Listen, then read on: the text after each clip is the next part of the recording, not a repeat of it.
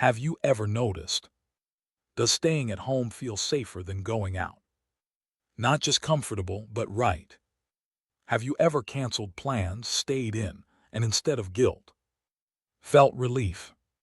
Do you feel most like yourself when the door is closed? The world is quiet, and no one expects anything from you.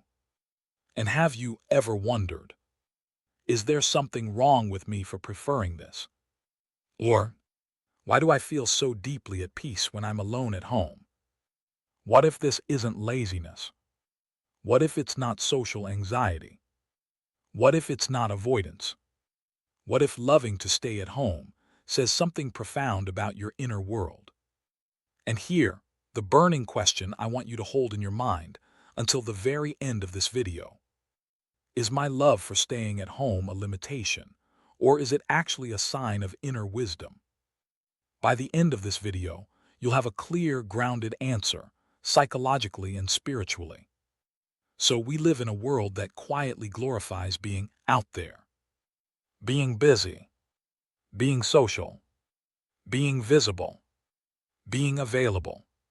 So when someone prefers staying in, they're often labeled as boring, antisocial, wasting their life, not living fully. But here's the truth most people don't talk about. Your preference for staying home is not random.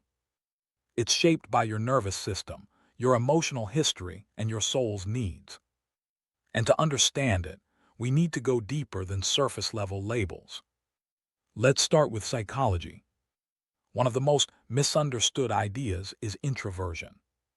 Introversion does not mean shy, socially awkward, incapable of connection. Introversion simply means this: your nervous system recharges inwardly, not outwardly. Extroverts gain energy from stimulation, people, movement, noise, novelty. Introverts lose energy from excess stimulation and restore it through quiet, familiarity, and internal focus. Your home offers exactly what an introverted nervous system craves: predictable environment, controlled sensory input, emotional safety, no performance. This is not weakness. This is self-regulation. Your body knows where it can breathe. Here's something powerful most people don't realize. Your home is not just a physical space. It's an emotional regulator.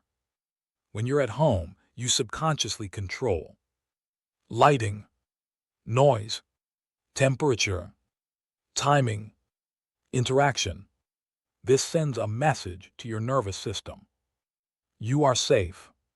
And when safety is present, your body can relax, process emotions, integrate experiences, heal. Many people who love staying home aren't avoiding life. They're recovering from overstimulation, especially in a world that is loud, demanding, and constantly on. Now let's go deeper. Your relationship with home often begins in childhood. Ask yourself, did home feel emotionally safe growing up? Or was it the only place you could retreat inward? For some people, home was the only consistent place of comfort. Solitude was how they self-soothed. Imagination became a refuge. For others, home is what they created later because it was missing earlier. Psychologically, this forms attachment patterns. If the external world felt unpredictable, critical, or overwhelming, your inner world became your anchor. So staying home today may not be avoidance. It may be your nervous system choosing familiarity over chaos. This doesn't mean something is wrong with you. It means you adapted intelligently. Let's shift into the healing dimension. Healing rarely happens in noise. Healing happens in stillness. At home, you finally have space to feel emotions fully, reflect without interruption, integrate past experiences, reconnect with yourself. This is why many people experience emotional releases, creative breakthroughs, spiritual awakenings, deep realizations. Not in crowds but alone. Your home becomes a container where your psyche feels safe enough to open. And when the psyche opens, healing begins. Now let's talk energetically. Every interaction costs energy. Some people have nervous systems that are highly sensitive to moods, tones, unspoken emotions, expectations. These people often feel drained in social environments, even positive ones. Home becomes an energetic boundary. It's where your energy stops leaking outward, recenters, recalibrates. Spiritually speaking, this is not isolation. It's containment. Just like monks retreat, just like sages withdraw, just like seekers go inward. Your soul knows when it needs quiet to realign. Now here's the deepest layer. Home is not just where you live. Home mirrors your inner world. The way you organize your space, the silence you enjoy, the routines you cherish. These reflect your relationship with yourself. People who love staying home often have rich inner lives, deep emotional landscapes, reflective minds. They don't need constant distraction because they are not empty inside. In existential psychology, this is called inner sufficiency. You are not running from yourself. You are comfortable being with yourself. Now let's be honest.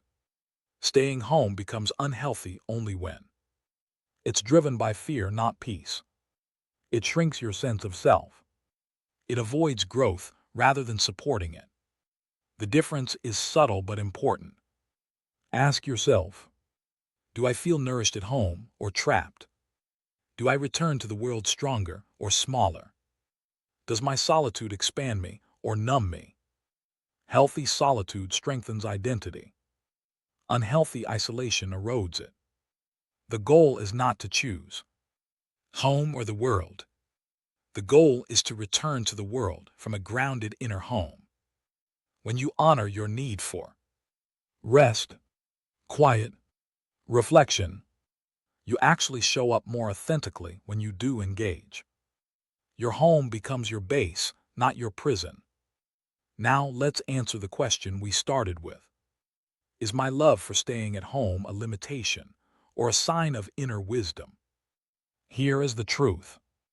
If staying home helps you regulate your emotions, feel safe in your body, reconnect with yourself, restore your energy, deepen your inner life, then it is not a limitation.